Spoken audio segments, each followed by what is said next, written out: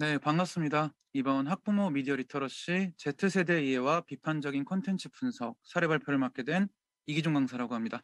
잘 부탁드리겠습니다. 네.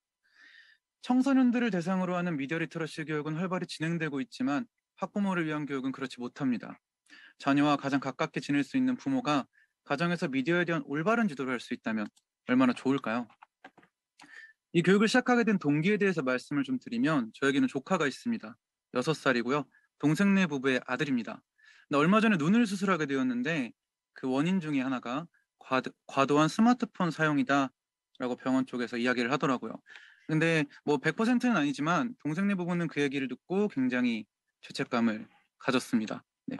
그래서 저는 그 생각을 했어요. '과연 이게 부모의 잘못일까?' 네. 실제로 카페나 아니면 식당 같은 곳에 가면 아이가 스마트폰을 보고 있는 동안에 부모들은 식사를 급하게 합니다. 그죠? 여유롭게 하지도 못합니다. 그래서 '과연 이런 것들이 부모의 잘못일까?' 근데 물론 잘못이 아니라 책임은 있다고 생각을 했고 그 책임을 저와 같은 미디어 강사들이 나눠 가질 수 있으면 좋겠다는 생각에 이 교환을 시작했습니다.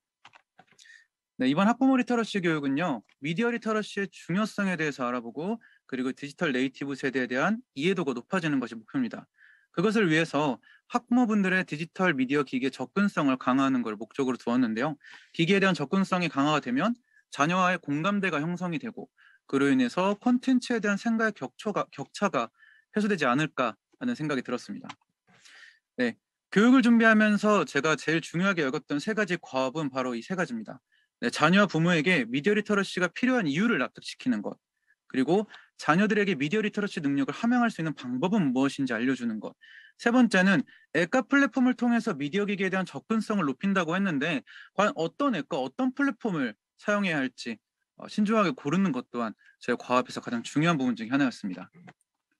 교육 대상은 강원도 지역의 학부모였고요. 교육 기간은 오전 3시간 그리고 총 4차시였습니다. 교육 준비물은 개인 스마트폰과 강원센터에서 대여한 노트북과 스마트 탭이었습니다. 오전 3시간 수업이라는 것을 고려해서 실습을 병행했는데요. 아무래도 네, 리터러시를 3시간이나 하면 너무 지루하잖아요. 네, 그래서 이렇게 실수도 준비를 했습니다. 네, 총 4차 시의 교육은 첫 차시는 문해력과 미디어 리터러시에 대해서 네, 이야기를 했고요. 그리고 두 번째는 디지털 네이티브 세대에 대한 이해. 그리고 세 번째와 네 번째는 교육장을 중심으로 스마트폰을 활용해서 브이로그 형태의 영상을 제작하고 감상하는 것이 목표였습니다. 네, 좀 세부적으로 말씀을 드리면요. 첫 번째 차시인 문해력과 미디어 리터러시의 경우 디지털 미디어의 사용량이 증가하고 이로 인해서 미디어 콘텐츠에 대한 문해력이 중요하다라는 것을 말했습니다. 그리고 난 뒤에 이 미디어 콘텐츠에 대한 문해력은 제가 자유학기제 수업 중에 그 해답을 찾은 것 같다라면서 2015 개정 교육과정 중에 핵심 역량, 의사소통 역량과 미디어를 연계해본 결과 좋은 결과가 나왔다는 이야기를 드렸습니다. 의사소통 역량의 경우 사실은 조원들끼리 그냥 협력을 해서 영상을 만든다라는 개념이 아니라 영상 제작자가 영상을 만들 때 그 안에 자신이 하고자 하는 말을 효과적으로 담는 것, 그리고 그것을 보고 있는 시청자가 그 의도를 제대로 파악하는 것을 의미합니다. 그로 인해서 제작자와 시청자가 의사소통을 하는 것을 이야기를 하죠. 네. 그래서 미디어 리터러시라는 건 미디어 콘텐츠에 대한 문해력을 바탕으로 한다라는 점과 시스템으로 유해한 콘텐츠를 차단하는 것은 한계가 존재하다는 이야기를 했습니다. 그러니까 성인 사이트, 스마트폰 관리 앱, 인터넷 조금만 검색을 해보면 다 우회해서 접속하거나 삭제할 수 있는 방법들이 다 나와 있습니다. 때문에 직접적으로 이런 시스템으로 의지하기보다는 이런 유해한 콘텐츠는 보지도 말고 보게 되면 신고하는 참여에 활동을 가져야겠구나라는 미디어 리터러시의 능력을 함양하는 게 중요하다고 이야기를 했습니다. 네, 미디어 범죄에 대해서 토론도 하고요. 그리고 뒷광고, 악플 등의 미디어와 관련된 시사 사건들에 대해서도 이야기를 나누어 보았습니다. 네, MZ세대 이야기. 네, 유튜브를 포함한 1인 방송의 플랫폼의 수익은 대부분이 후원입니다. 그래서 자극적인 콘텐츠가 생산될 수밖에 없다는 것을 알려드렸고요. 하지만 단순히 자극적인 콘텐츠가 과연 MZ세대에게 인기가 많은 것일까가 아니라 MZ세대의 네 가지 특징을 살펴보면 지금의 유튜브 영상과 같은 다양한 플랫폼들이 인기가 있을 수밖에 없다라는 이야기를 했습니다. 좀 함축적으로 이런 비유도 좀 드렸어요. 스몰 토크라는 문화가 있습니다. 아이들의 경우에는 메신저의 발달로 인해서 짧게 짧게 이야기를 주고받는 게 굉장히 편하게 느끼고 있습니다. 근데 부모 입장에선 그게 굉장히 서운합니다. "오늘 학교에서 어땠어?" 라고 물었을 때 좋았어." 라고 말하는 게 자녀들 세대의 화법이었지만 부모들은 그거를 이해하기가 너무 어렵다는 거죠. 그렇지만 서운해하지 말고 그건 문화로 자리 잡았으니 이해해달라는 말도 드렸습니다. 그리고 비판적인 콘텐츠 분석을 위한 동화책 바로잡기도 진행을 했는데요. 사실 콘텐츠 분석이라는 게 일반인들이 하기 굉장히 어렵습니다.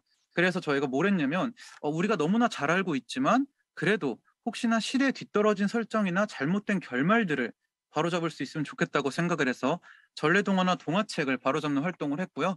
그 활동의 결과물로 예를 들면 이런 것들이 나왔습니다. 네. 어, 네. 백설공주가 이렇게 누워 있을 때 왕자가 와서 키스를 하려고 하자 왕자님 공주의 인권을 지켜주세요라고 이야기한다거나 네, 그래서 원래 있던 기존의 동화책들에 대해서 조금은 새롭게 바라볼 수 있는 시선들을 가질 수 있었습니다. 네. 그리고 세 번째, 네 번째 시간대는 스마트폰 카메라를 사용을 해서 브이로그를 촬영을 했습니다. 그리고 수강생들과 그리고 그 교육을 담당한 담당자분들과의 자유로운 의사소통을 위해서 스케치와 인터뷰 중심의 브이로그 영상을 기획했고요. 그리고 네 번째 시간대는 그 촬영한 영상을 바탕으로 키네마스터로 영상을 편집해서 시사회를 가졌습니다. 영상을 감상하고 그리고 서로 교육에 대한 소감을 나누는 시간도 가졌습니다. 네, 제가 사용했던 앱과 플랫폼은 이렇게 되어 있습니다.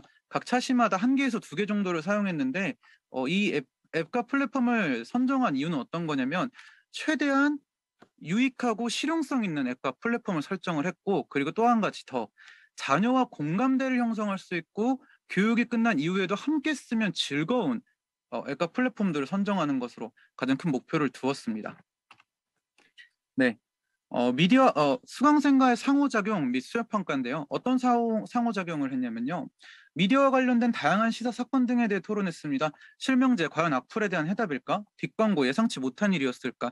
여기서 어떤 해답을 찾기보다는 이런 관련된 시사들에 대해서 한쪽 측면이 아니라 다양한 측면으로 보는 방법에 대해서 이야기를 했습니다. 네, 실명제, 물론 하면 좋겠지만 그로 인해서 표현의 자유가 줄어든다. 그러니 어느 쪽을 할지는 고민을 해봐야 된다. 이런 식의 이야기를 좀 했고요. 청소년 미디어 범죄에 대한 다양한 경험담도 이야기를 나눴는데요. 좀 신기했던 것 중에 하나는 피해자 가족뿐만이 아니라 가해자 가족분들도 계셨습니다. 그래서 여러 이야기를 나누면서 예방법과 해결 방안에 대해서 논의를 했습니다. 네.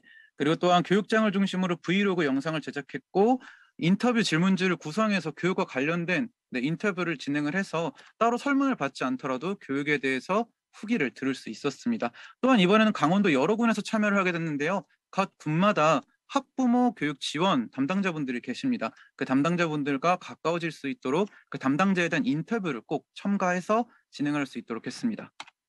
네, 저는 사실 이 수업 평가에서 4가지를 위주로 뒀습니다. 접근성, 공감대, 콘텐츠 분석, 올바른 지도. 사실 접근성 향상과 공감대 형성은 어느 정도 효과가 있었다고 생각을 합니다. 다양한 앱 플랫폼 그리고 미디어 접근성으로 자녀의 공감대가 형성돼서 빨리빨리 지금 자녀들과 써보고 싶다는 말씀을 많이 하셨거든요. 다만 이제 콘텐츠 분석 같은 경우는 중요성은 알겠으나 적용하는 것이 너무 어렵고 올바른 지도 당연히 중요한 거 알겠지만 어떻게 지도하는지 모르겠다. 라고 하셔서 저의 개선 방안으로는 접근성 향상을 위해서는 자녀와 함께 참여 가능한 강의를 개설하는 것이 좋다고 생각을 했습니다. 그러니까 앱과 플랫폼을 활용하고 다양한 주제로 그 플랫폼을 활용해 볼 수 있게요. 그리고 공감대 형성을 위해서 유튜브나 SNS 같은 것을 자녀와 함께 운영해 보는 강의를 고안해 보는 것은 어떨까라는 생각이 들었습니다. 네, 기왕 배운 거 같이 한번 기획과 촬영 이런 부분들을 같이 한번 공유를 해보면서 진행을 하면 너무나 서로 좋게 미디어 지도를 해줄 수 있을 것 같았습니다. 그리고 콘텐츠 분석은 흥미를 유지하면서 최대한 다양한 콘텐츠로 단계적인 분석 강의가 필요하다고 생각을 했습니다. 그리고 올바른 지도에 대해서는 이번에는 청소년 학부모분들이 대부분이었기 때문에 어린이 유아 전문가들과 함께 체계적인 지도법을 연구하고자 노력하도록 하겠습니다. 네, 마지막으로 조금만 더 하겠습니다. 네, 저희 강사들의 가장 큰 고민은 미디어 리터러시 능력을 어떻게 효과적으로 하면시킬 수 있을까일 겁니다. 네, 그죠? 그래서 그런 의미에서 학부모 교육은 자녀와 부모 간의 차이를 좁히고 자녀의 가장 큰 미디어 지도자는 부모라는 점을 이해시킬 수 있었습니다. 실제로 많은 학생들이 미디어 콘텐츠를 소비하는 장소는 집입니다. 부모가 그때 관심을 기울이고 지도한다면 자녀의 올바른 미디어 콘텐츠 사용이 가능할 것이라고 생각합니다. 네, 발표는 여기서 마치도록 하겠습니다. 긴 발표, 지루한 발표 들어주셔서 감사합니다.